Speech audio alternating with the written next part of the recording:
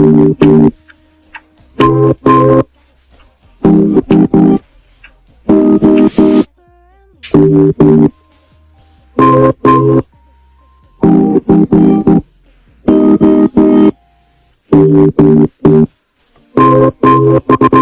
teman-teman, pada kesempatan kali ini kita akan mempelajari teks deskripsi. Siapa nih yang udah gak sabar untuk membahas teks deskripsi?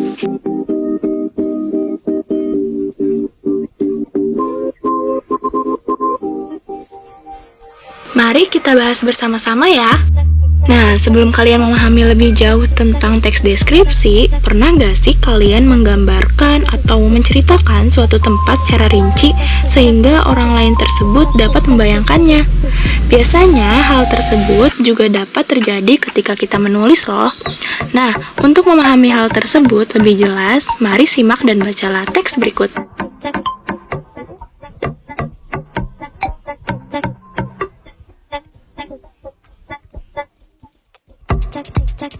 Nah, berdasarkan hal tersebut, kita dapat membayangkan bukan seperti apa cara berpakaian, pekerjaan sehari-hari mereka, dan juga bentuk rumah-rumah masyarakat suku Baduy. Kita juga dapat mengetahui bahwa suku Baduy merupakan salah satu masyarakat yang masih mempertahankan tradisi dan menjalani kehidupan yang selaras dengan alam.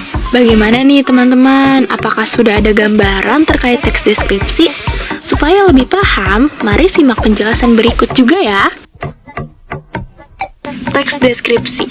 Pengertiannya yaitu teks deskripsi merupakan teks yang melukiskan sesuatu sesuai dengan keadaan sebenarnya, sehingga pembaca tersebut seperti dapat melihat, mendengar, mencium, dan merasakan apa yang dilukiskan oleh si penulis tersebut atau pencerita tersebut yang sesuai dengan citra penulisnya.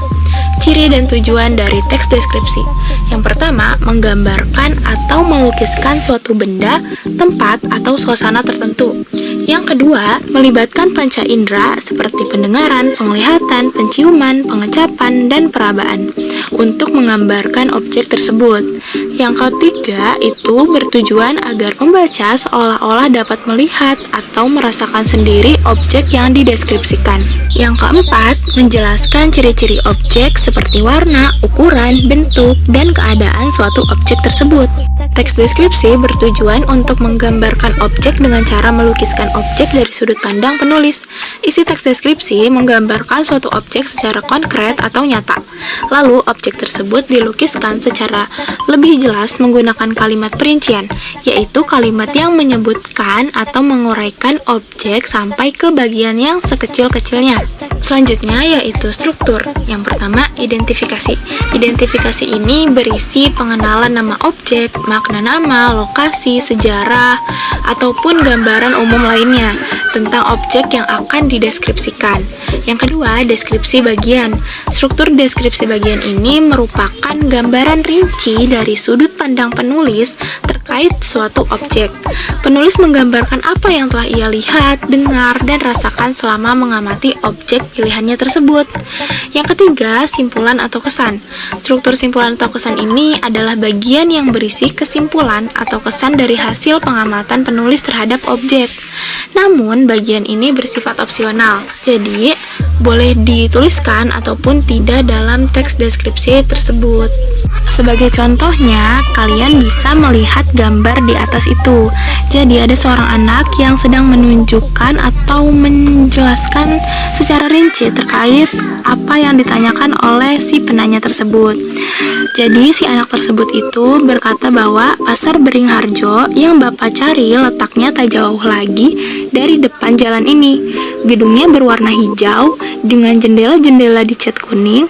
Terdapat plakat besar bertuliskan Pasar Beringharjo. Di kiri kanan pintu masuknya berjajar payung-payung. Nah, itu merupakan suatu pendeskripsian terhadap suatu objek. Oke, gimana nih teman-teman? Sudah lebih paham belum terkait teks deskripsi? Selanjutnya, untuk mengetahui pemahaman kalian, buatlah 3 paragraf teks deskripsi terkait budaya yang ada di daerahmu ya. Selamat mengerjakan.